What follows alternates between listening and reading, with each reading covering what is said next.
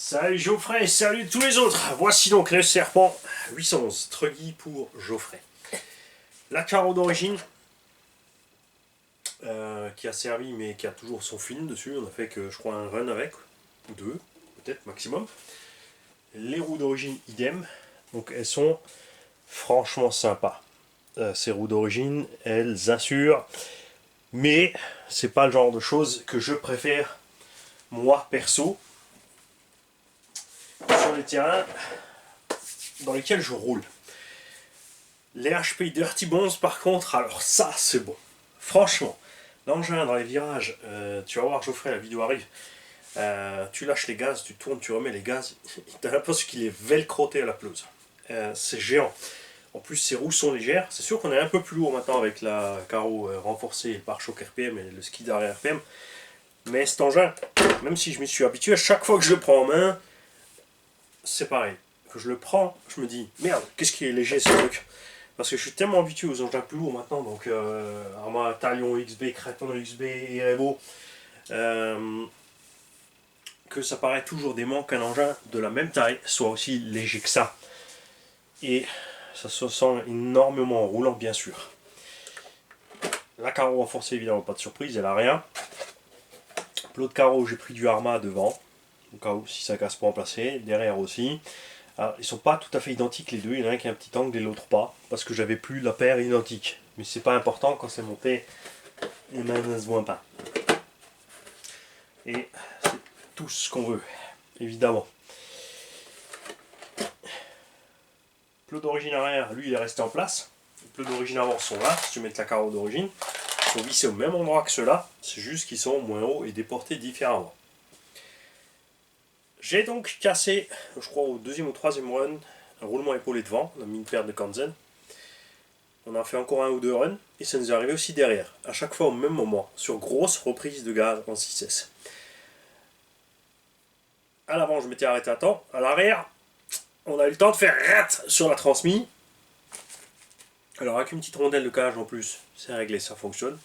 Mais, comme je n'aime pas ça, tu as quand même couronne et pignon en plus, neuf, au cas où. Une paire de roulements épaulés encore en plus Kanzen dans la boîte. Comme ça, on est pépère. Faut pas que j'oublie de souder des XT90. Haha, Mani n'envoie pas encore cet engin, il faut souder les XT90. Donc pourquoi j'ai mis un Max 5 là-dessus? J'ai mis un Max 5 pour avoir le bec à 7.4. Parce qu'on a mis un cerveau brushless qui tourne en 0,08 secondes en 7.4. Voilà. C'est tout. Quand les courneaux sont bien soudés sur un Vario, ça prend pas feu. Ça fonctionne à merveille. Pas de problème.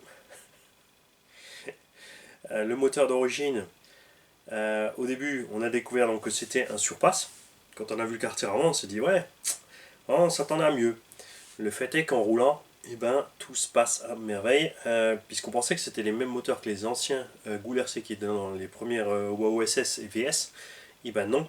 Et à pour notre bonne surprise, évidemment, enfin pour notre plaisir, pas pour notre bonne surprise. Mais, au bas aussi, maintenant dans le VS2, cette nouvelle monte de ces moteurs surpasse et qui est vraiment bien meilleure que les anciens. Rien à voir. L'engin n'a pas vu la flotte, donc on l'a pas nettoyé à la flotte. Parce que, vous le savez, ça rentre partout et ça nécessite un démontage dans les règles de l'art pour atteindre tous les roulements et regresser tous les roulements, etc. Bon, évidemment, dedans c'est propre parce que la carrosserie est fermée. Moi, je l'avais acheté pour rouler sur pelouse quand il fait beau et sec et j'ai fait que ça avec. En dessous, on a des traces, évidemment, de frottement, de la caillasse, de l'herbe et tout ça. Mais j'ai pas utilisé un produit agressif justement pour pas enlever le reste de ce qui reste de couche. Parce que tout ça, on peut l'enlever, là, ces verdures sur les machins, tout ça. Mais comme dit, je voulais rien utiliser de trop agressif. Comme l'engin n'avait rien vu de trempé. Tout simplement. Pourquoi je m'en sépare parce que y en a un autre qui arrive. Et pour ce que moi je fais, je dois dire que j'ai une petite préférence pour mon Revo quand même. Le Revo est plus lourd, c'est dommage, on peut pas. J'aimerais bien, franchement, que ce Revo 2 ait des bacs à batterie plus gros pour pouvoir tout simplement le passer en 1000 ou 1200 kV vitesse. Même si on a vu qu'en 6 et 5000, il arrive quand même à sortir une vingtaine de minutes. Donc c'est pas trop mal. Bon, avec des roues un peu plus légères et tout ça. Hein. Enfin bref, on va pas s'étaler. Ce que je veux dire, c'est que je préfère mon REO et j'ai envie encore d'essayer un autre truc. Et comme je vous l'ai dit, je manque.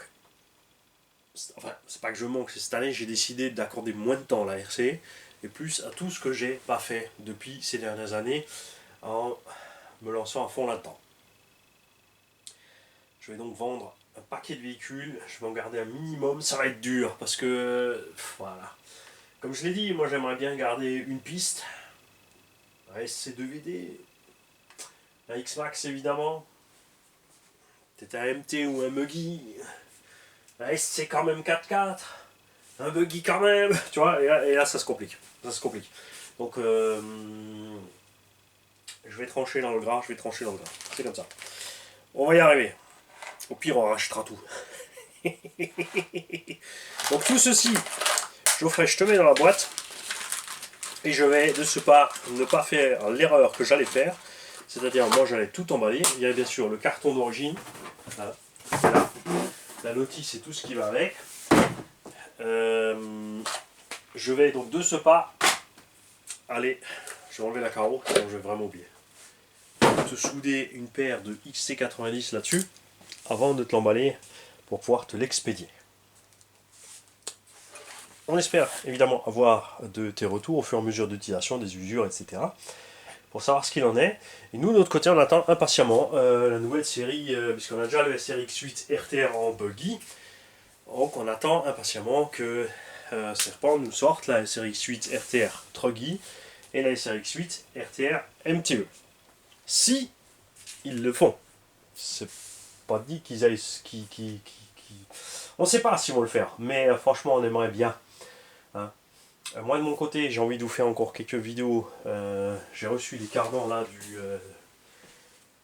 Subaru MT Sport.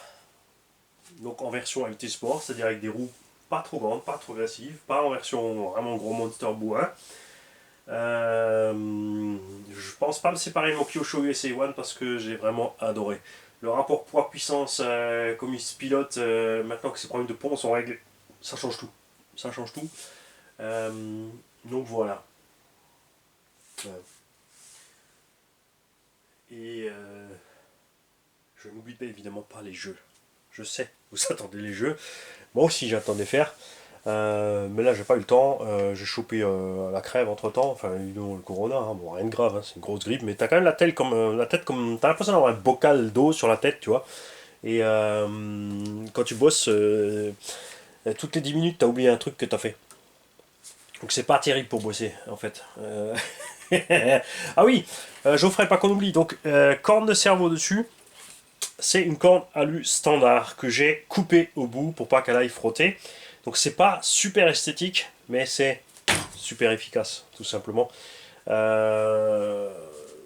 que j'avais pas envie d'acheter exprès la corne, exprès serpent avec la forme, machin bidule. Parce que une corne alu simple standard, c'est 1,93 €. Donc pourquoi j'irais mettre 20 balles dans une corne, ne pas le nier de cerveau, mais il faut être siphonné. Étant donné qu'à 25 ou 30 balles, on a le cerveau, on va pas mettre le même prix dans juste la pièce en alu qui va au bout, juste parce qu'ils ont décidé de faire une forme biscornue. Non, donc j'ai coupé un bout, j'ai adapté. Moi ça me va, la pièce plastique, est-ce que je l'ai encore? Mon petit mani. Qu'est-ce que tu as fait de la pièce plastique? Écoute, si je l'ai encore, je t'amène dans la boîte, comme ça tu as l'origine. Si toi tu préfères l'origine, je comprends tout à fait. Il n'y a pas de mal. Puis sinon,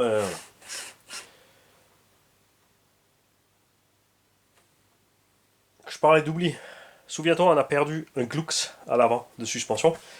Et donc tu as un Glux dans la boîte, c'est celui qui est resté dedans. Et ça, c'est une paire de Glux Arma. Et ouais, les Glux Arma, ils rentrent. Et à ce sujet aussi, attention, petit détail, si tu as un Arma V3, V4, etc., ou V5, et que tu veux mettre les bras EXB, attention! Les bras EXB ont des clous plus longs, parce qu'ils sont plus épais. parce qu'on a monté les bras XB au nain, et il a mis son clous et il s'est aperçu que ça ne va pas. Donc soit tu rachètes les clous qui vont avec, si tu veux pas t'emmerder, tu fais comme nous. Nous, on a pris notre forêt de 2, on a percé, et puis on a mis une vis M3 plus longue, qui est donc lisse, là où elle rentre dans la rotule, et filetage derrière, et basta. Ciao les gars.